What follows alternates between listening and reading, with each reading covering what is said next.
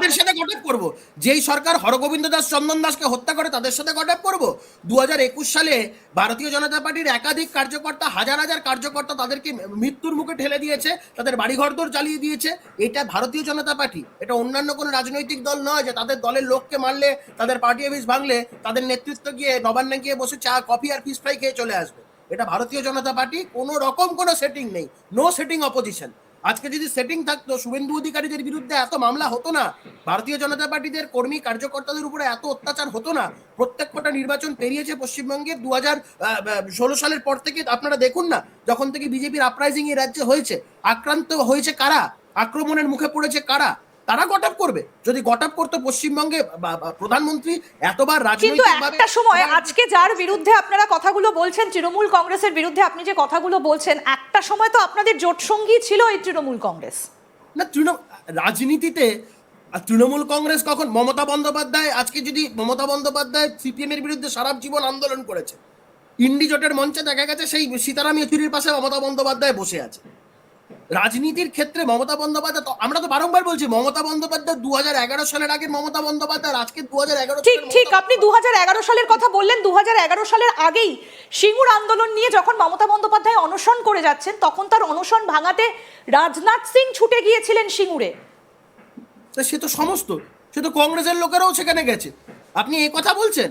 কংগ্রেসের পশ্চিমবঙ্গের মেরে পিঠে ছাল চামড়া গুটিয়ে দিচ্ছে। এবং কালকে ইডি রেডের পরে অল ইন্ডিয়া কংগ্রেস কমিটির নেতা পবন খেরা বলছে এ তো ভিন্ডিকটিভ রাজনীতি, এটা বিজেপির প্রতিহিংসার রাজনীতি, আমরা all India Congress committee Mamata বন্দ্যোপাধ্যায়ের পাশে আছে। আমি কালকে বলেছিলাম, অধীর চৌধুরী, পশ্চিমবঙ্গের নেপাল মাহাতোর মতন কংগ্রেসের নেতারা, তারাও কি একইভাবে মনে করে? এই যে কৌস্তব বাবু, আমরা সেই ছবিটা দেখাচ্ছি, আপনি বোধহয় দেখতে পাচ্ছেন ছবিটা। এই যে সিঙ্গুর আন্দোলনের সময় রাজনাথ সিং তিনি মমতা বন্দ্যোপাধ্যায়ের অনশন মঞ্চে চলে গিয়েছিলেন। এই যে এই ছবি, এটাও দেখাতে পারবেন যে সেখানে তৎকালীন সময় কংগ্রেসের, তখন তো Mamata Bandyopadhyay was a part of the NDA, Mamata Bandyopadhyay এনডিএর অ্যালাই ছিল সেই সময়। একদম সেই প্রশ্নটাই তো আমি আপনাকে করলাম, যে তাহলে কি সেই পুরনো বন্ধুত্ব কোথাও একটা তলে তলে ছাপ ফেলে যাচ্ছে? কিসের বন্ধুত্ব, কিসের বন্ধুত্ব? মমতা বন্দ্যোপাধ্যায় তৎকালীন সময় বামপন্থীদের বিরুদ্ধে যে আন্দোলন করেছিলেন, বামপন্থীদের সরানোর ক্ষেত্রে যে একটা মুখ্য ভূমিকা নিয়েছিলেন, এটা কেউ অস্বীকার করছে না তো। কিন্তু 2011 সালের আগের মমতা বন্দ্যোপাধ্যায় আর 2011 সালের পরের মমতা বন্দ্যোপাধ্যায়, এর মধ্যে বিস্তর ফারাক। ঠিক, তাহলে আপনাদের কাছে এত প্রমাণ রয়েছে, আপনারা বলছেন যে আপনাদের কাছে লিপস অ্যান্ড বাউন্সের এগেইনস্টে একাধিক প্রমাণ রয়েছে, অভিষেক বন্দ্যোপাধ্যায়ের বিরুদ্ধে আপনাদের কাছে একাধিক প্রমাণ রয়েছে। প্রমাণ থাকবে তদন্তকারী সংস্থাদের কাছে, তারা কিভাবে এক্সিকিউট করবে সেটা তাদের বিষয়। কিন্তু আমরা ব্ল্যাটেন্টলি পশ্চিমবঙ্গে এই সমস্ত চৌর্যবৃত্তি দেখেছি। তৃণমূল কংগ্রেসের নেতাদের জীবনযাত্রার মান, তাদের বৈভব, তাদের আড়ম্বর, এগুলো চোখের সামনে বাড়তে দেখেছি। তাদের সম্পত্তি একদম ছোট জায়গা থেকে একদম একটা কুবেরের খাজানা হয়ে যেতে দেখেছি। তো এগুলো আমরা দেখেছি, আমরা এই কথাগুলো বলছি, এবং শুধু আমরা নয়, পশ্চিমবঙ্গের সমস্ত মানুষ বলছে। এবং এই চুরি যেগুলো হয়েছে না হয়েছে, সেগুলোর জন্য কমপ্লেন্ট রয়েছে, তদন্তকারী সংস্থারা আছে, তদন্ত করবে, তারা অ্যাপ্রোপ্রিয়েট সময় তারা যা যা স্টেপ নেওয়ার তারা নেবেন। একাংশের মিডিয়া যারা তৃণমূলকে সুবিধা করে দিতে চায়, তাদের এটা একটা বানানো একটা ন্যারেটিভ তারা তৈরি করছে। এসব গটাপ ফটাপ থাকলে এই রাজ্যে তৃণমূলের একাধিক মন্ত্রীরা গ্রেপ্তার হতো। ভারতীয় জনতা পার্টি যদি আমি ধরেই নি, যদি এই কথাগুলো আপনারা বলছেন, তাহলে কি ভারতীয় জনতা পার্টির কেন্দ্রে সরকারে আসার পরে এই রাজ্যের একাধিক তৃণমূলের তাবর নেতা মন্ত্রীরা গ্রেপ্তার হয়েছে, বিধায়করা গ্রেপ্তার হয়েছে, গটাপ হলে এই বিষয়গুলো হতো?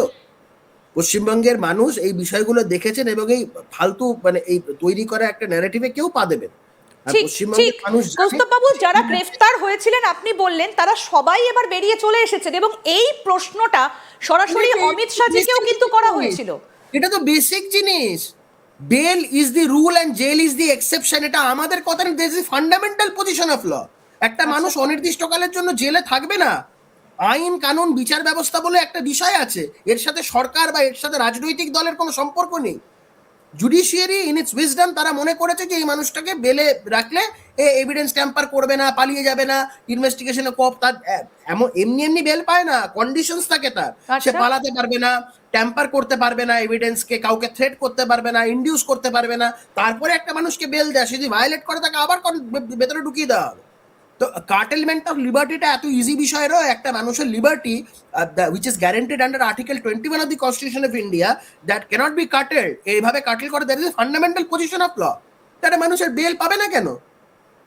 আচ্ছা, অর্থাৎ আপনি বলছেন যে কোথাও কোনো গটাপ এই শব্দটা কোথাও নেই, কারোর সঙ্গে কারোরই নেই।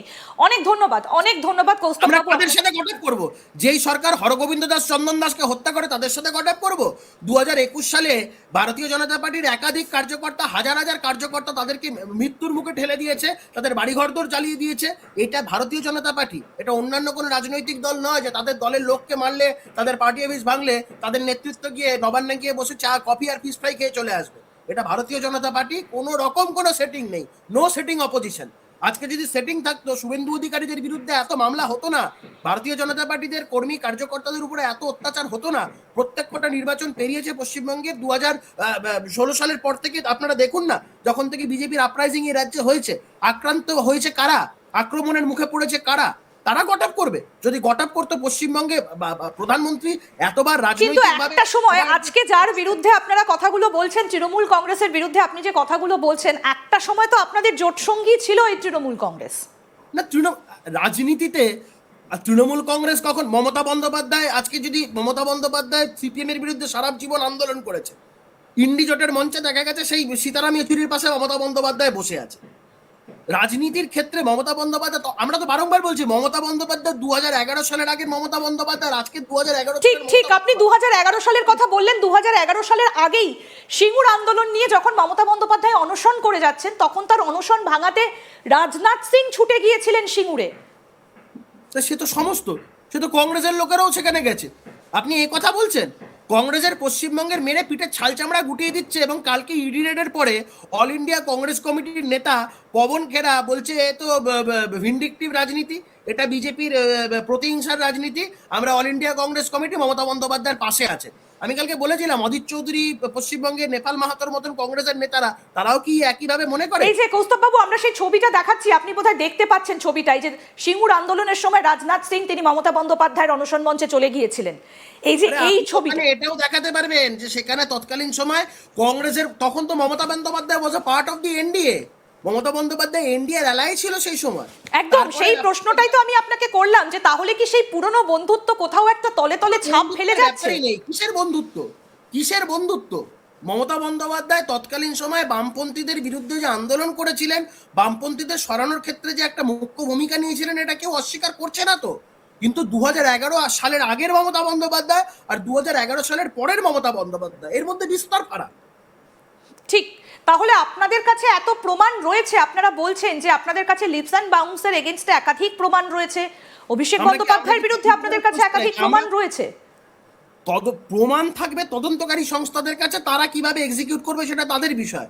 কিন্তু আমরা ব্ল্যাটেন্টলি পশ্চিমবঙ্গে এই সমস্ত চৌর্যবৃত্তি দেখেছি। তৃণমূল কংগ্রেসের নেতাদের জীবনযাত্রার মান, তাদের বৈভব, তাদের আড়ম্বর, এগুলো চোখের সামনে বাড়তে দেখেছি।